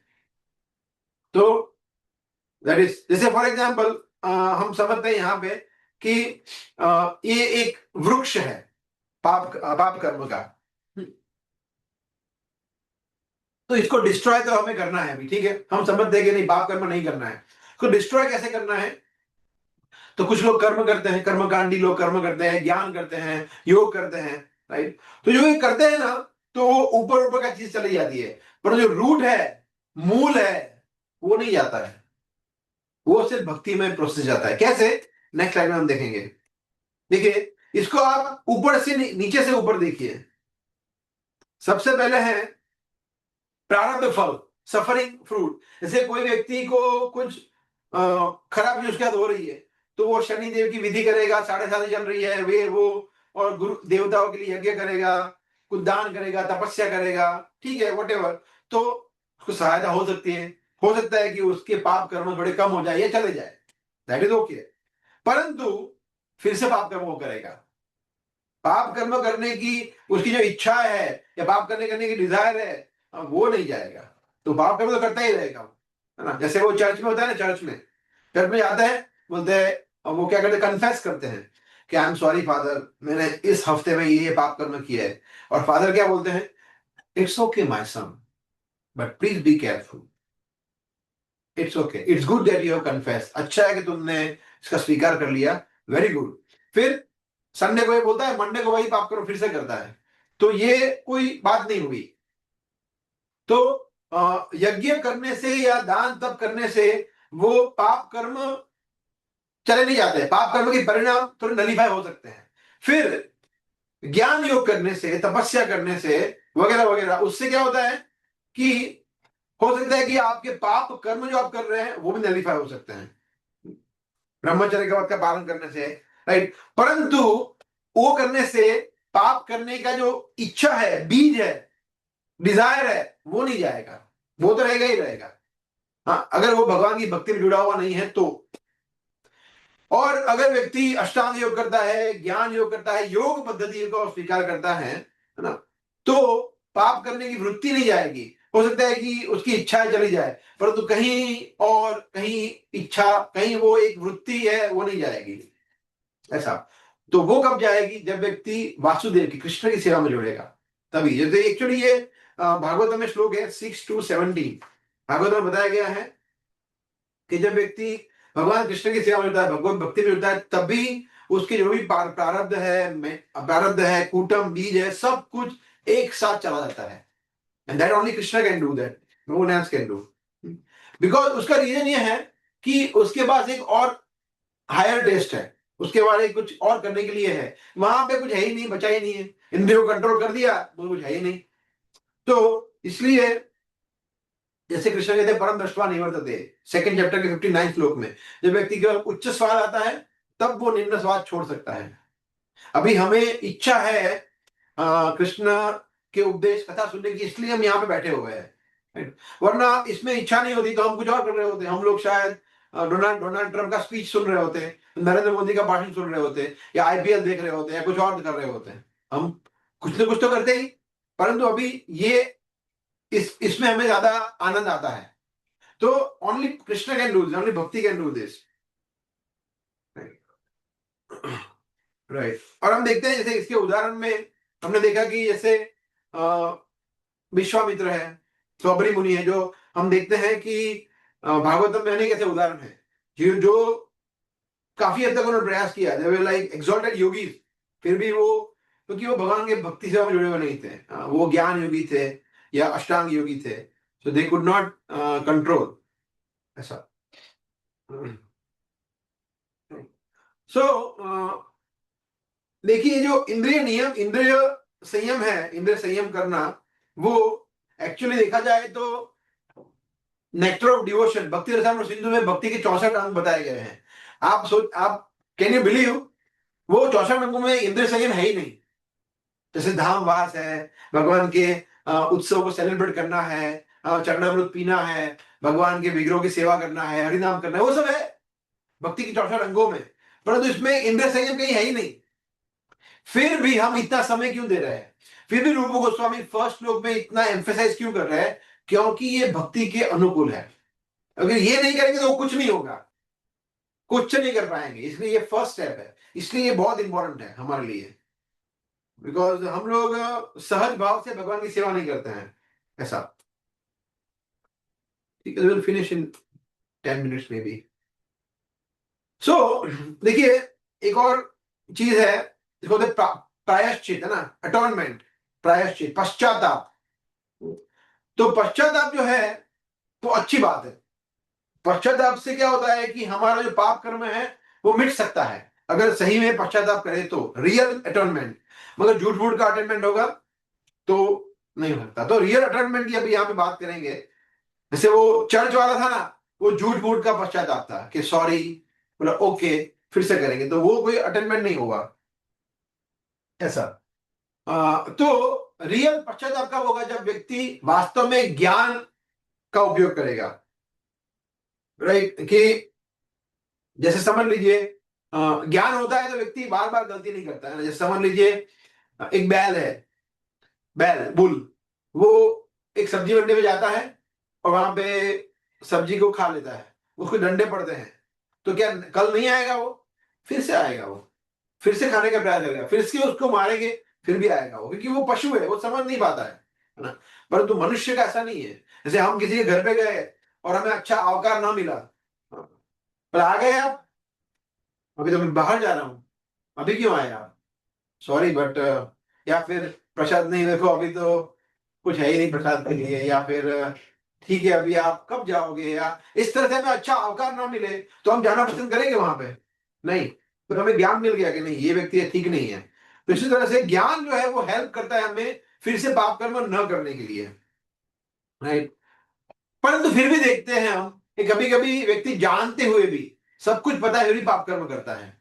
तो why it is like that? ऐसा क्यों? क्योंकि यहां पे देखते हैं हम, यहां पे भक्ति नहीं है। बिकॉज देखिए, यहाँ पे लेफ्ट हैंड साइड पे जो है वो ज्ञान है।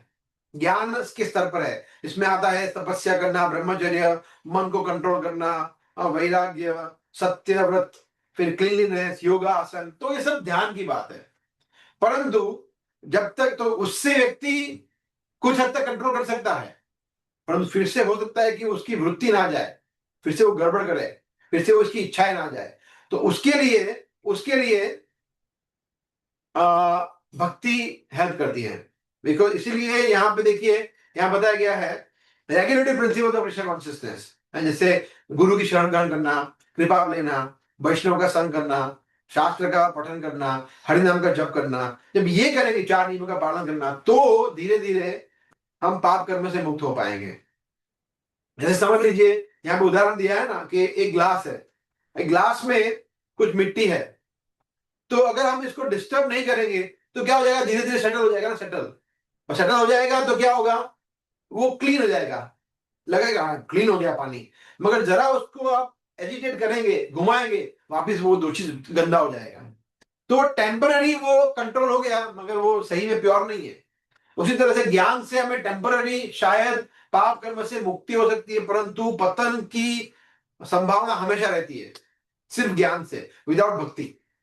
परंतु जब कृष्ण भक्ति है तो वो then it is different case. जैसे फॉर एग्जांपल, वही उदाहरण से, वो पानी है, अगर वो पानी गंदा है, उसमें हम पानी नया डालते ही जाएंगे, क्लीन वाटर डालते ही जाएंगे, धीरे धीरे धीरे धीरे वो क्लीन हो जाएगा ना, वो गंदा पानी सब चला जाएगा। तो कृष्ण भक्ति, कृष्ण नाम, कृष्ण कथा जब आती जाएगी तो ऑटोमेटिकली मन में, हमारे चेतना में इतना कृष्ण का नाम, कृष्ण की कथा आ जाएगी कि धीरे धीरे धीरे मन क्लीन होता जाएगा। पाप करने की जो वृत्ति है, कूटम है, बीजम है, वो सब डिजायर सब चला जाएगा ऐसा, right. Okay, is the time. We'll finish in 5 minutes. Okay, so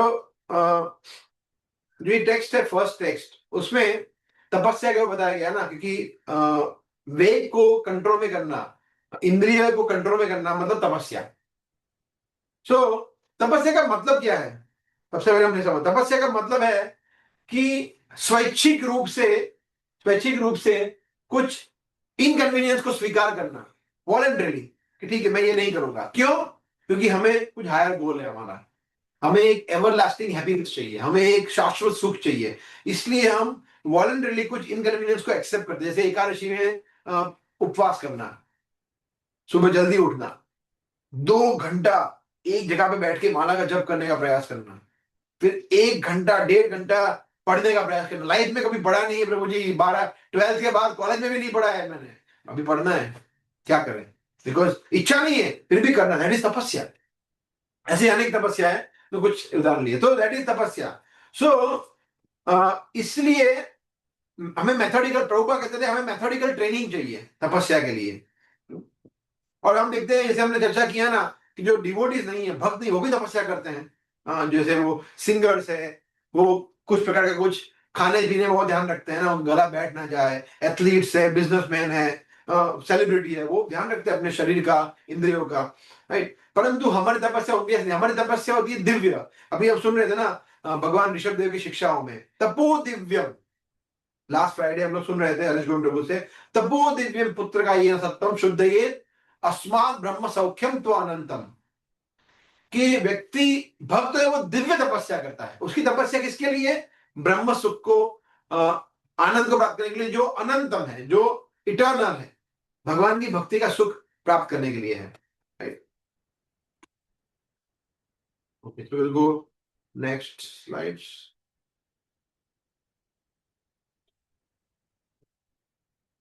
तो ये ट्रेडिशनल प्रोसेस है जो ज्ञानी वगैरह करता है। तो एक्चुअली ये श्लोक है भागवतम में, तपसा ब्रह्मचार्य न समेन च दमेन च। तो ये उसमें सुंदर बताया गया है कि व्यक्ति अगर ये सब कुछ करे, ब्रह्मचर्य, इंद्रियों का नियमन करे, त्याग करे, सत्य बोले, शौचव्यम यमेन नियमेन वा देहवाक बुद्धिजम धीर धर्मज्ञ श्रद्धयान्वित, परंतु अगर वो भगवान की भक्ति में जुड़ा हुआ नहीं है तो क्या है, ये बता रहे हैं यहाँ पे, कि जैसे एक बाम्बू ट्री है ना, तो बाम्बू ट्री को अगर हम जलाएंगे, है ना, तो यहाँ पर शिपंती, शिपंती मतलब जलाना, जला रहे हैं तो पूरा जल जाएगा, मगर उसके रूट है वो रह जाएंगे, बीज रह जाएगा उसका। इसलिए बाम्बू को जला देते हैं, परंतु बाम्बू की जो रूट है, उसका जो जड़ है, वो नहीं जलेगा।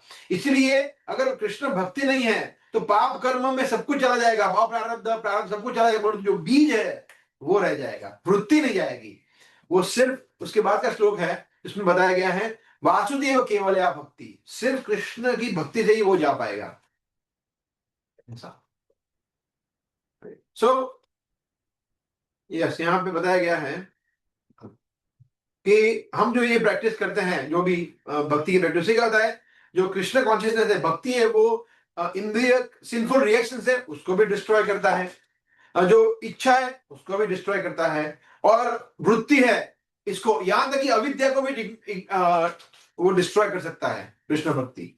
तो everything everything can be destroyed.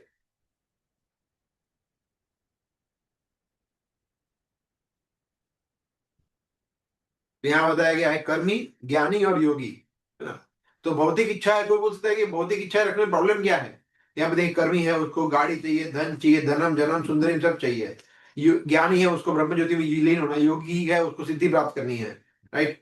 परंतु ये सब अशांत है। हमने अभी चर्चा किया था, भुक्ति मुक्ति सिद्धिगामी सकल ही अशांत, कृष्ण भक्त निष्काम अतएव शांत, के उसको कुछ ना कुछ अपनी खुद की इच्छा के लिए चाहिए, सेल्फिश डिजायर होती है। इसलिए वो चाहे उसको धन चाहिए, जिसे धनम जनम सुंदरी कुछ भी चाहिए, या फिर मुक्ति है उसको लीन हो जाना है ब्रह्म ज्योति में, या योगी को सिद्धि चाहिए, राइट। मगर वो सब उनको अपने खुद के स्वार्थ के लिए चाहिए, इसलिए वो सब अशांत होते हैं।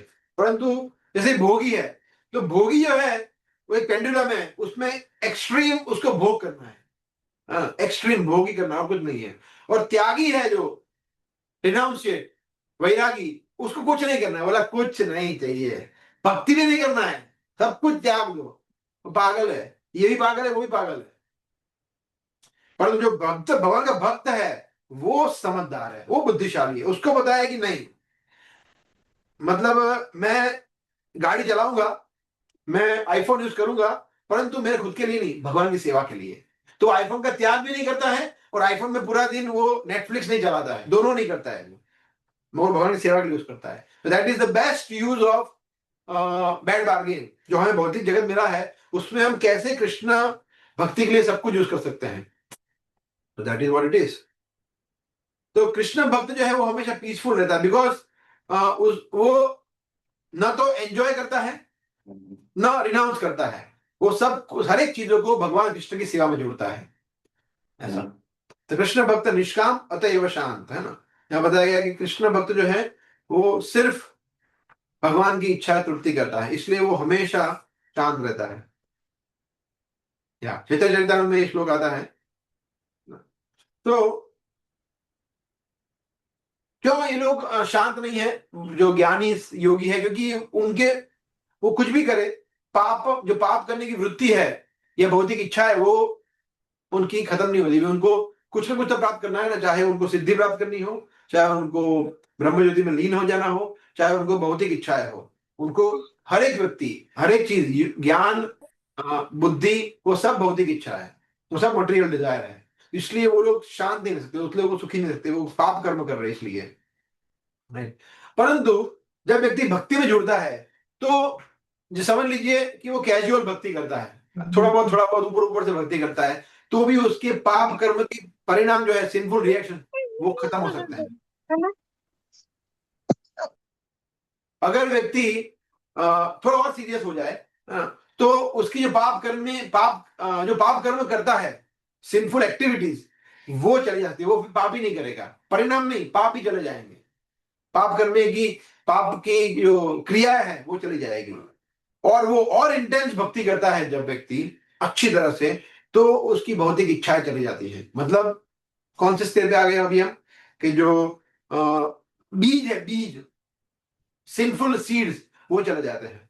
और and more intense devotion leads to, जो कूटम है, जो टेंडेंसी है, वृत्ति है, वो चली जाती है, और फिर अल्टीमेटली अविद्या भी जा सकती है। तो ये भक्ति जो है वो धीरे धीरे सब कुछ डिस्ट्रॉय कर सकती है, जो और किसी तरह से नहीं हो सकता है। और एज वी वर डिस्कसिंग, और वो कब हो सकता है, जब व्यक्ति समझे कि ये 6 वे क्या है, और ये 6 वे को कैसे हम कंट्रोल कर रहे हैं। तो आज हमने समझा कि this was more like an introduction, कि उपदेशामृत में जो फर्स्ट श्लोक है, वाचो वेगम, और उसके बाद के जो श्लोक है अनुकूल है, जिसमें भक्ति में के अनुकूल है, प्रतिकूल है, उसके उसके ऊपर हमने थोड़ी चर्चा किया कि क्यों ये ग्रंथ में जो बताया गया है, क्या करना है, क्या नहीं करना है, dos and don'ts, why it is so important, ताकि हम इंद्रियों को नियंत्रण करें और पाप कर्म करने से बचे, और हमारा शुद्धिकरण हो। और वो होगा तब हम भगवान की सेवा में जुड़ पाएंगे, नहीं तो भगवान की सेवा में कैसे जुड़ पाएंगे अगर हम खुद ही पाप कर रहे हैं। जैसे हाथी का स्नान है, अगर हम नाम जप कर रहे हैं और पाप कर्म भी कर रहे हैं, तो जैसे कुंजर शौचवत, जैसे कुंजर जो है, हाथी है, वो स्नान करता है, बाहर निकल के फिर भी मिट्टी डाल देता है, तो then it is of no use, ऐसा। ठीक है, तो we can stop here. Sorry, हमें थोड़ा 10-15 मिनट ज्यादा ले लिया, we wanted to finish this. तो किसी कोई प्रश्न है, कमेंट है, anyone would like to add, Harish Govind Babu, you would like to add something, or any questions any of you has?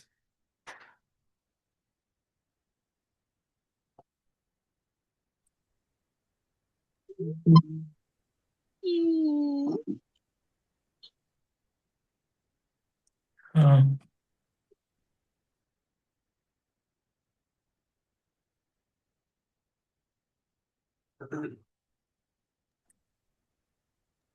नहीं तो ये काफ़ी इम्पोर्टेंट सेशन है, उपदेशामृत का जो इंट्रोडक्शन है, और जो हमने थोड़ा आज क्रोनोलॉजिकली इसको समझा कि कूटम बीजम पापम। तो आप सभी लोग इसको फिर से सुनिएगा, ताकि हम और क्लैरिटी के साथ अंडरस्टैंडिंग डेवलप कर सके जो रूप गोस्वामी हमें देना चाहते हैं, है ना। तो भक्ति मार्ग में जिस प्रकार से हम अ,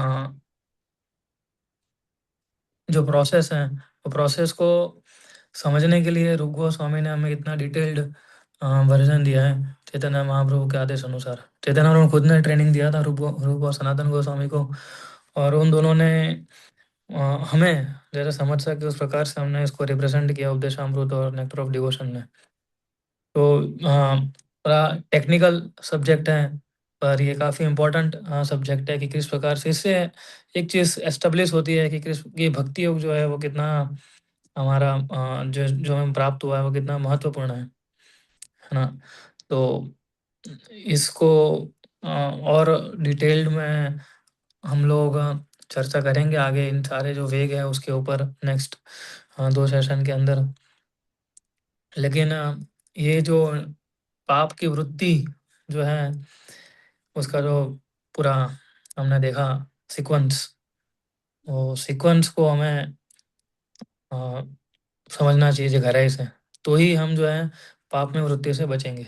तो हमें हमेशा याद रहेगा ना कि ये देखो पाप में वृत्ति है ना, उसको निकालना है ना। तो मुझे इसको ये अप्रारब्ध है, अभी इसको प्रारब्ध जो है, ये सारी चीज़ें जो हैं हमें इसलिए भृगु गोस्वामी ने डिटेल में बताई है सारी कि हम हमारा भक्ति योग में और श्रद्धा बढ़े, है ना। अल्टीमेटली हमने देखा ना कि किस प्रकार से भक्ति योग जो है वही एक उपाय है और कोई उपाय नहीं है, और जितने भी योगा है उसमें से कोई योग्य उपाय नहीं है, बाकी सब ऊपर ऊपर ऊपर ऊपर से हमें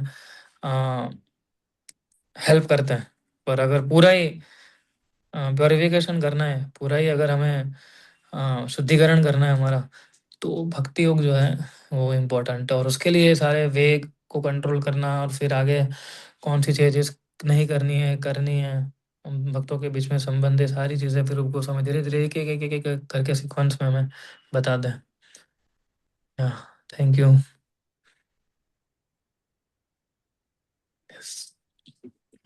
thank you Prabhu.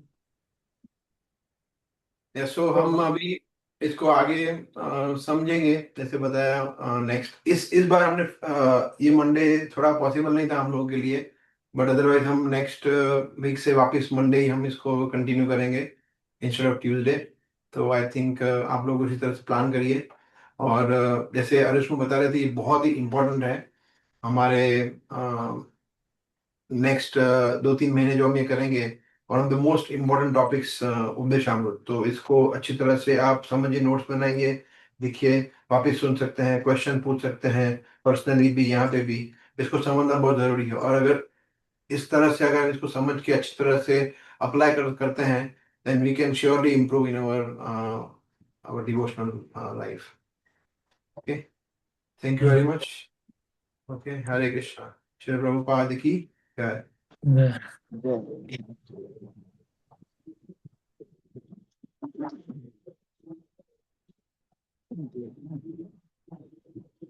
Hare Krishna.